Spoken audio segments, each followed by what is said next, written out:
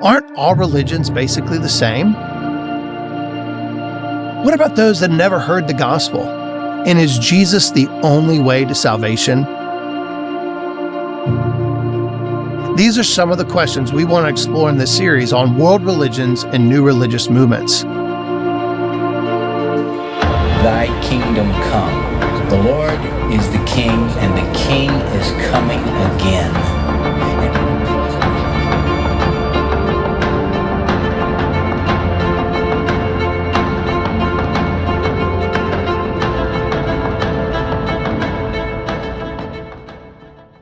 Hinduism began in India. Hinduism is the third largest religion after Christianity and Islam, with 1.2 billion followers, with the vast majority in India and Nepal today. While there is a variety of belief and practices in Hinduism today, there is a common set of beliefs that all Hindus hold to: karma and reincarnation. Reincarnation is the endless cycle of birth, life, death, and rebirth called samsara in Hinduism. And this process of reincarnation is prodded on by karma. Karma is the idea that you will be reincarnated to a lower or higher state dependent on the beliefs and practices of the works that you did in your present life. If you lived a good life, then you'll be reincarnated in a higher state.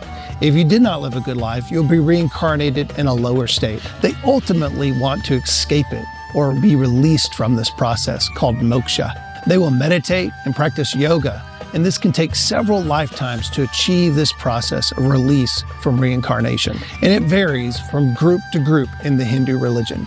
There is no single religious text in Hinduism. They have multiple sacred texts, such as the Vedas, the Upanishads, the Bhagavad Gita, all that are dictating practices, beliefs, philosophy in the Hindu religion. The Vedas is where you find a pantheon of deities. In fact, it's been traditionally said there's over 300 million deities in Hinduism. Most are not worshipped by all in the Hindu faith.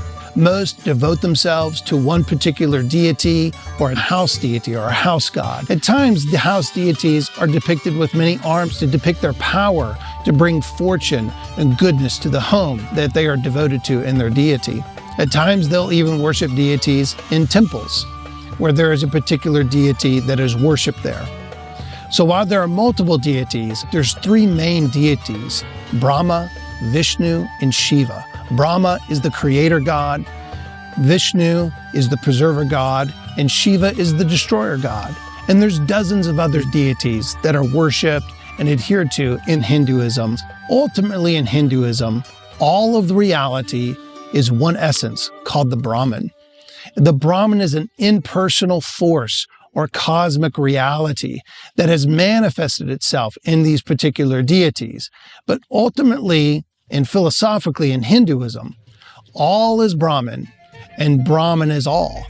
Atman is a term used in Hinduism to depict the soul of the individual. Brahman is Atman, ultimately in Hinduism. The biggest problem that humanity faces is not sin or doing bad deeds, but ignorance. We are ignorant of being one with the divine reality of Brahman. And ultimately, we are prodded on through the cycle of reincarnation through this ignorance. And as we achieve enlightenment or understanding, we become one with the Brahman in the Hindu religion. It's like a drop of water entering into the ocean. It becomes one with the ocean itself. Some of the major features and practices in Hinduism include the caste system, which is very dominant in India. While it's officially outlawed, is a social stratification that you're born into that is recorded in some of the sacred texts of Hinduism. At times it can be very oppressive. There are four major castes in the caste system. You have the priestly class, the merchants, the nobles, and the laborers. And then there's a fifth category called the Dalits, or the outcasts, the untouchables, who are seen very, very poorly by society. One of the religious holidays in Hinduism is Diwali, the Festival of Lights, a very colorful holiday that is a 5-day celebration, which some Hindus celebrate as the Hindu New Year. Also, the daily prayer of puja is dominant in the Hindu life, where they have brass instruments and cups, and saucers, where they have a sacred flame and they devote themselves to their personal deity. In the Hindu conception of God, the God is seen as the absolute manifestation of reality.